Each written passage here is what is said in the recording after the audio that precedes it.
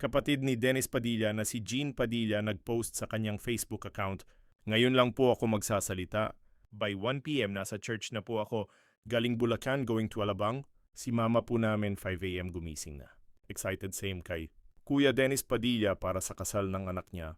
"Ngayon lang ako naka-witness ng kasal na di part ng program ang ama ng bride. Sa aga namin doon, na nandun mga event organizer, wala man lang nagsabi na di siya part ng program, di kasama sa entourage na maglalakad sa gitna papuntang harapan ng altar.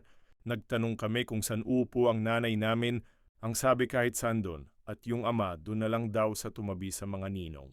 Kaya kami ni Kuya Dennis pumunta na lamang sa likuran, napaluha at napaiyak si Kuya sa mga nangyari.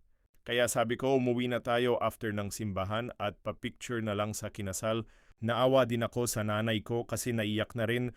Naramdaman ko yung sakit na naramdaman ng kapatid at nanay ko dahil ama din ako. Ang tagal na panahon na nanunuyo at nahingi ng atensyon naman niyo sa inyong mga anak, yan ba'y tinanim ng mga nakapaligid sa inyo? Puro kayo karangyaan at kasikatan, sa inyo na lahat yan. Sanay kami sa hirap at di talaga kami nababagay sa inyo, pero pinagkaiba namin sa inyo ay yung puso namin at dignidad di nyo kaya pantayan.